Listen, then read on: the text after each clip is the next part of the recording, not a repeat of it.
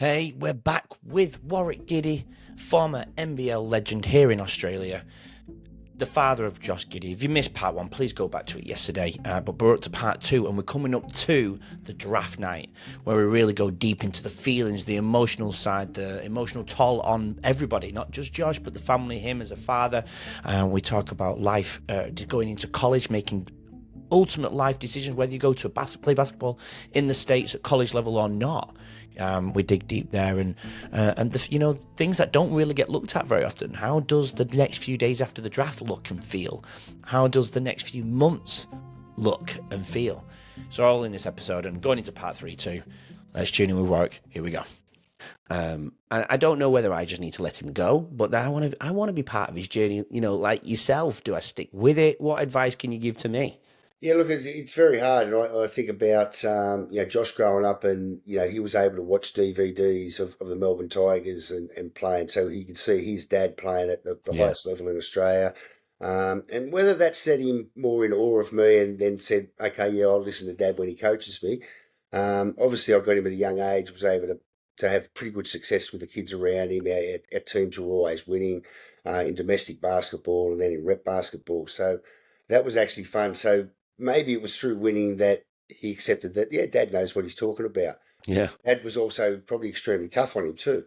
Again, not wanting his teammates to see a bias. I look at Dad treating his son. He can make mistakes and he can shoot the ball and he can do this, exactly. and Yeah, Dad never gets off at him. So I always look in hindsight that maybe I was too tough on him there. I always tried to give him some good stuff. So if I was about to pound him for his mistakes, I would say, well, you've done this, and this good, but whack, then I could almost unload on the bad things. And yeah, I probably got some regrets that I was too tough on him sometimes, or well, not selfishly, but unwarranted to a degree.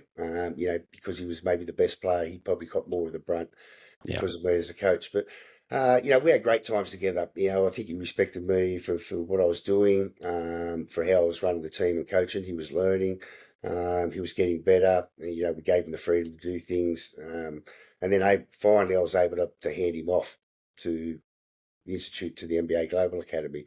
So you can't keep him forever. I would have loved to have kept him forever. I'd love to have been an NBA coach and had him, as the starting point guard. But it's not like that, unfortunately. yeah, You've got to let him move on. And he was ready. He had other coaches at a high level mm, with the Australian junior team and obviously with the state Victorian side. So, and as well as Andrew Gaze. So we think we've given him a good education. He was always respectful of both me and Andrew whenever yeah. we coached him. So he didn't have a problem, going on to these high level coaches. Yeah, that's amazing. And I didn't have the TV filming me or anything like that when we were playing Big V Champ. But I have the runner-up state championship medal as the assistant coach, and I've shown him my England basketball medals. But still, it's not good enough. Well, you So, might need to get out that old DVD player and show him some real footage, and so he can see it, and then yeah, he'll believe it. I mean, Eltham in the finals, I think that was televised. But I don't know if it's appeared on YouTube. It probably has. Maybe I have to go searching for it. Yeah. I don't know. I've Someone never out done it there will have actually. a copy of that. Sorry. Someone out there will have a copy of that. 100%, yeah. But again, I was the assistant coach, so I'm only stood on the sideline on that one. So You got to get some playing footage. yeah, I'll have to go back to my old club in England and see if there's anything there. I, we were just mid lower division, so we didn't really have any cameras sat up at the Yeah. side. So I don't know. And England basketball isn't over the top fantastic. So I mean, I don't know if you've ever been to England and played any basketball. I've played rugby there, but not basketball. Yeah, yeah. Yeah. And we'll get onto that. It was the NBA when he realized. You said he was a slow, late, not slow, but he didn't climb the ranks quick. Was the NBA always a dream? Just being a kid, was it a dream? I want to Oh, play in the absolutely. NBA. We coach, and I consistently tell parents now, if your kid's playing in Victorian Championship at elite level 12s to under 20s, you are online and on par with anyone in the world your age group. Mm, Maybe the elite, there's going to be better kids around the world, but as a competition, Victorian basketball is the equivalent of anywhere in the world, I feel. So coming through that, you're always having dreams. Most kids are watching the NBA, they're watching the NBL. A lot of kids think they're going straight from here to the NBA without having to go through the NBL, and we've got some unfortunate messages for them. You're probably going to have to go NBL first before you get to the NBA. It's Yeah. a stepping stone. But the pathways, the belief that the kids have with, people like Josh going there, and obviously, the forerunners of Luke Longley and Andrew Gay, Shane Hill, Mark Bradkey, all going to the NBA, and the amount of great Australians that probably should have played NBA in the 90s that never got that opportunity. But Mm. what there is now, basketball worldwide, the internet, computers came in the late 80s, early 90s, and the whole world's now able to see what everyone can do. And Josh had the dream. He had the poster up. I think it's LeBron and KD, Steph Curry, with it, James Harden, and one other player. He was able to see what Ben Simmons did, through my relationship with his father and having played with the Melbourne Tigers. So a lot of kids seeing that it's a dream, it's a real dream, that it's a possibility for them to get to the NBA one day. And having the NBA Global Academy, that was another thing to put them on the market. They could go and play internationally against other, countries, under 20 sides, and really gauge where they were at against the best in the world. Mm. So all these opportunities came, and eventually it became a realistic thing for Josh that, hey, maybe this NBA is not out of reach for me.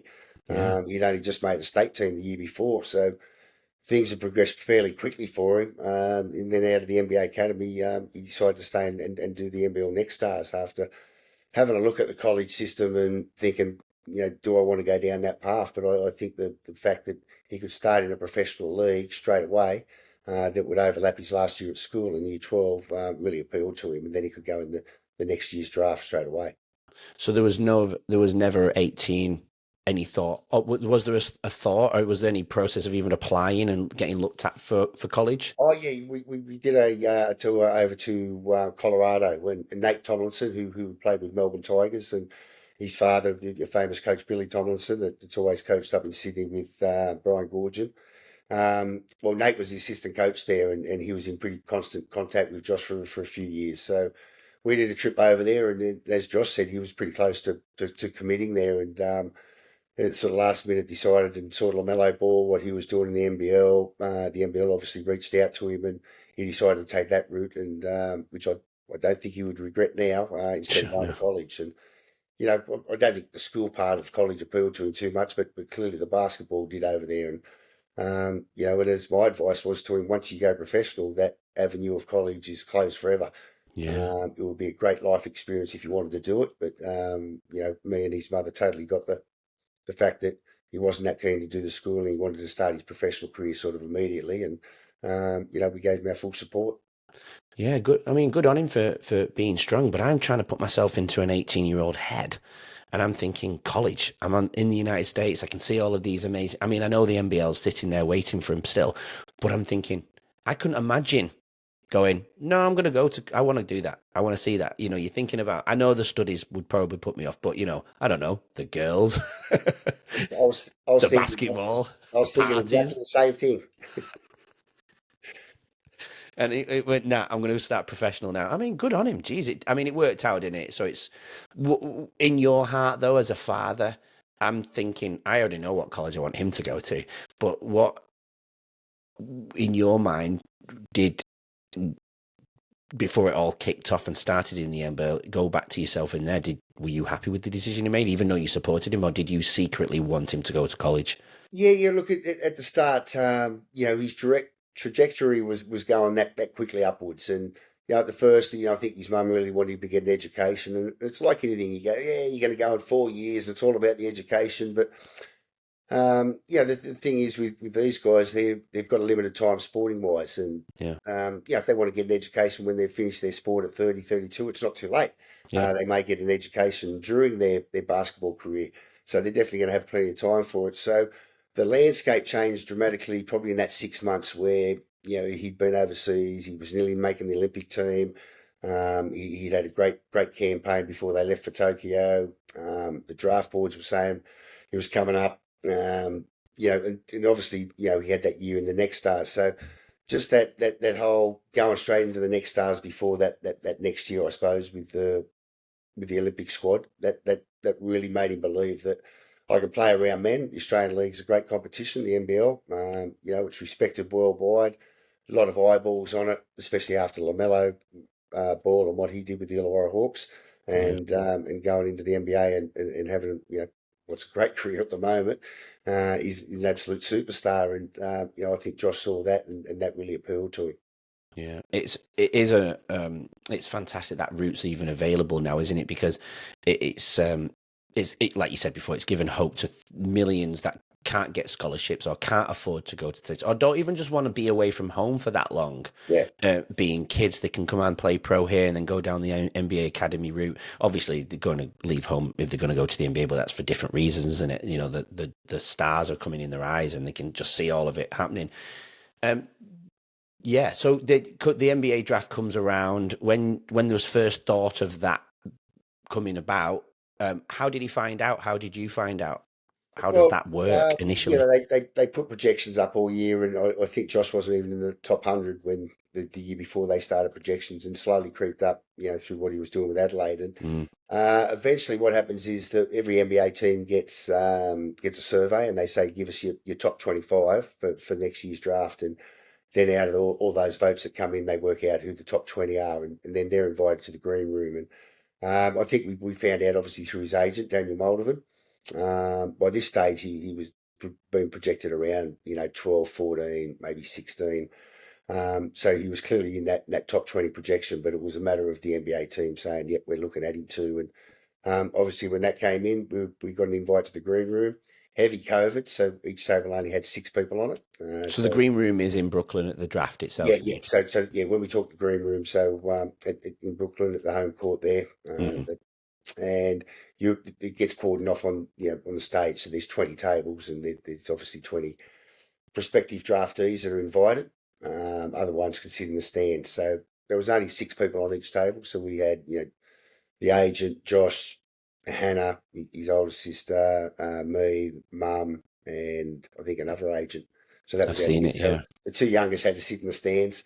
Um, Devastated. so they had to sit in the stands waiting. But very surreal night. Unbelievable to be around. There was just superstars everywhere that were about to get drafted, and Yeah. I think Dad was in a bit of awe at that stage, looking at all the guys that I'd seen on TV at college, and it was amazing. Then obviously to hear Josh's name called out at 6 was absolutely surreal. Incredible. Absolutely incredible. Just mind blowing. I mean, we're lucky to get this insight from you. You on camera, you don't. It's amazing to look at. Don't get me wrong, but you don't get to feel it. How was Josh feeling that night? Yeah, look, I think he was pretty anxious. It's a really weird setup, and obviously what the viewers don't see is there's probably 12 cameramen running around, and before each player's name gets called out, and obviously there's 5 minutes on the clock, they'll have a bunch of cameras around your table for that 3 minutes. Some will come and go. So Josh was sort of projected. We were thinking, late, maybe 9 or 10, and after when number 5 pick was called, that was Jalen Suggs. Most of the cameras were at his table, but we were the next table. And they had 2 cameras lurking around us table, and they just do that in case maybe they're wrong with their next pick. But generally, it's fed out a minute before it's announced. Mm. They've got to have a sizing for the hat, so the players they've got fitted every hat. So once they know who's going to get drafted, who's drafting this guy, they better get him out the right size hat in that club's colours. So come number 6 pick, and there's the clock's winding down for 5 minutes, and at about the 4 minute mark, a couple of cameramen were loitering around, and sort of another couple. We had probably maybe 4 or 5, and other cameramen would come and they'd talk to them, and they'd shoo them off to another table. And they were playing a bit of ducks and drapes, I think, and trying to not alert you that you were going to be the next pick. And it was probably a minute and a half on the clock to go, and then suddenly there was 10 cameras at the table. So you realise something was going to happen. Obviously, the word had got out, and the players have to have their phones off because it gets tweeted out by Watch, who's one of the leading NBA analysts that talks about the drafts on Twitter. So he actually tweets it out a minute before it's announced live, which is it's a really funny. So basically, the players have their phones off, so they can't see that. And then the announcement, they come out, and Adam Silver comes out and says, with the number 6 pick, Oklahoma takes Josh Giddey. And again, it's a surreal moment. There's cameras everywhere. Josh goes to the stage, gets interviewed. Me and him go and do a live national broadcast interview. They take him out the back. He does all his promotional shots. We're back at the table, and obviously the first few picks now, tables are cleared out to go out the back with their sons. So slowly each table's clearing out. Yeah, we were fortunate. I just sort of thought, wow, at least we weren't the last one selected that night and sitting there all on our own. But an amazing night. I think we got out to have a feed at about 1 o'clock. So there was no food or drinks at the event because of the COVID. Yeah, yeah. So it was it was a 4 hour sitting there, starving, thirsty. Oh. But it was nice to get that steak, and that first beer just tasted beautiful. Was there anything open with COVID at that? I mean, I know it's the Oh, States and things are yeah, well, open, we're in but New with York. COVID, New York can go all night, so we had no problem finding a nice yeah. steak place there at that time of night. Even with COVID. Yeah, even with COVID that night. Yep. Oh wow! I mean, I know that New York City is the city that never sleeps, and Yeah. I love New York. God, I've been They about. were in, and America was in a little bit of denial about COVID too at that stage. Yeah. Okay. Yeah. Wow. So, we spoke about Josh, but how are you and Kim feeling? Yeah, look, just amazed. Our lives are about to change. At Yeah. that moment, his son's just been drafted on a multi, 20 to 30 million dollar 4 year deal. Mm. As a rookie NBA player, every kid's dream is to get paid to play the sport they love, and I think that's one of the biggest incentives you see with sport in Australia. Through both male and female, is our sport's at high level, and the incentive there to be an elite sportsman in a number of different codes. Financially, you can set yourself up for life, and I think kids are seeing that pathway instead of wanting to be a doctor or a lawyer. They Mm. say, "Well, I want to be a sportsman," and it might be a shorter career, but it's definitely well worth it, and it's a fun journey for most of them that succeed. Mm. So for the next few days, then, how are you? I don't know how I'm struggling to even imagine it. How are you navigating yourself through Oh, it? You're in America, and you live in it. How are you with your son? I don't know. Yeah. What does it look like? well, now the journey begins. What happens next? And Oklahoma flies us, in a private jet, the family. But we roll off to Oklahoma from New York. I think the next day, they put us up in a hotel. Obviously, Josh is there to do the interviews with the other draftees, signs the contract officially, meets the people, and then we're basically out of there until he has to come back for training. So, it was a sort of a hit and run mission, if you so to speak. Yeah. So do you Um, come back to Australia after that before he goes yeah, back? I'm just trying to think whether Josh did. He might have stayed over there a bit longer actually with his agent, and then did a few things. And Mm. I think the rest of us came back, but it was in the time we had to come back and stay in hotel quarantine for, I can't remember, it was a week or 2 weeks, but it was a bloody long time. And Totally worth it yeah, though. so we came back into Sydney, and obviously Mum took the two girls and in one room, and I had my own room. And yeah, it was a long, lonely week. Yeah. And you're thinking and processing all of everything that's just gone on. Like Yeah, that would be difficult within itself, wouldn't it? yeah. Especially the fact you just got back from one of the greatest highlights of your Yeah. life, and now you're locked away for a week, and you can't even get back to the rest of your family and friends to have a brag about it and have a beer. But yeah, an amazing feeling. Something we were just so proud that the way he handled himself through the whole process. Amazing. The end result. Oklahoma going there. What an unbelievable organisation. So there was just a lot of boxes that were ticked that night. Yeah, absolutely. You mentioned earlier about the posters he had on his wall as a kid. Even like things like people like LeBron. There's many other stars we could bring up, but people like LeBron. I thought, what was he 3 when LeBron started playing in the NBA, and he's still playing now, and he's grown up with him his whole life, winning championships and so on, and then he's all of a sudden stood on the same court as him. How does he deal with that? Well, I think Josh, he probably talks about it where he had to get over from being a fan to now I'm playing and I'm competing against these guys. So Yeah, yeah, those five that we talk about is LeBron, KD, James Harden, and the other two that Josh had him on his wall since he was 10 years of age, and then yeah. suddenly when he's 18 years, 8 years later, he's playing against all those guys that. And I told parents that it's probably a common occurrence. There's 12-year-old kids now that are looking at these great AFL players that are starting their career at 21 or 22. In 6 years' time or 7 years' time, when that kid's 18, 19, they're playing against that other person that's now 28. I've said that to So Drew. Yeah, it's a very it's a funny transition for those Mm. kids that have grown up with awe and love these players, and there might be some that you dislike, and suddenly, this guy's your teammate, and now you're against this other guy that you loved, and then you see him maybe carry on like a dickhead on the court, and suddenly your perception may change. So, Mm. it's a real weird thing. And as I said, Josh said he had to get over being a fan. Imagine the first time he loved LeBron. LeBron was his hero, and the first time he's got to play against him and try and block him or stop him from scoring, and that would have been a funny mindset for him going out there, and Yeah. something that I probably couldn't explain because I haven't really felt that before, and Yeah. been in that position of what Josh is. But yeah, just amazing.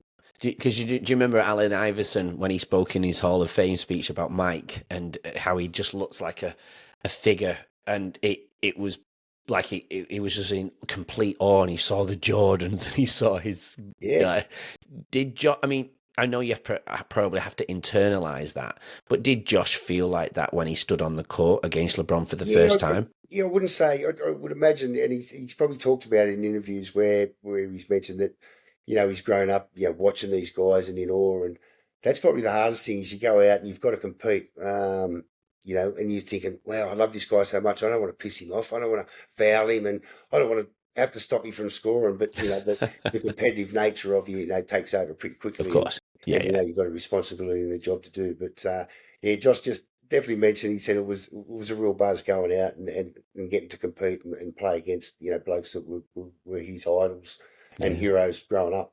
Did he ever tell him that he loved him? No. I would imagine LeBron would expect most new players to come out that probably would have been fans of his. But no. I think he kept the autograph book in the bag in the change room. He'll have to get it out on his last season when he does his final year tour of the NBA. Yeah, LeBron. That would be nice. Hopefully, he's gathered a few before then. Yeah, I would totally do it. I wouldn't care. No way. Well, we've painted a really good picture of a lot of hard work that's gone in behind where you're at right now. Let's go right back to the beginning for you. I know you mentioned briefly at the beginning, but let's go right back to the root of everything for you and where you began your sporting journey, because you've not just played basketball, you got quite heavy into, like you say, cricket and rugby and so on. Let's go right back to where you grew up and the small town that you grew up and the different sporting aspects. Yeah, and I look back and think what a wonderful, lucky life I had. This beautiful town, Coldcliff. It's where the sea bridge, and you'll see it on a lot of car ads where the bridge is over water, and that's actually in Wollongong between Coldcliff and Clifton. And Clifton's probably a town of 100 to 150 people, and Coldcliff at the time probably only had about 200 people living there, if that. Very small towns, but obviously divided by the mountains. We'd walk out our front door, and there was the mountains across the road, and you walk down the 100 metres around the corner, and there you were at a beautiful beach. So was lucky, was able to swim in the surf from 5 years of age. Well, me and my two older brothers, or three older brothers, were all competent surf swimmers. So we were allowed down the beach at a young age, unsupervised. We were that good in the water with little fish. And we were introduced to rugby league. Obviously, the New South Wales, that's their culture, rugby league, as AFL is to Victoria. So we were rugby league players. We were involved in the Surf Life Saving Club. I was lucky to grow up with Darren and Dean Mercer, who were northern suburbs neighbours from Surreal. So from a young age, was able to compete against Darren. He was my age for all the time I was at Surf Life Saving, and as I said, Mum and Dad were great. They let us play any sport that we wanted to try.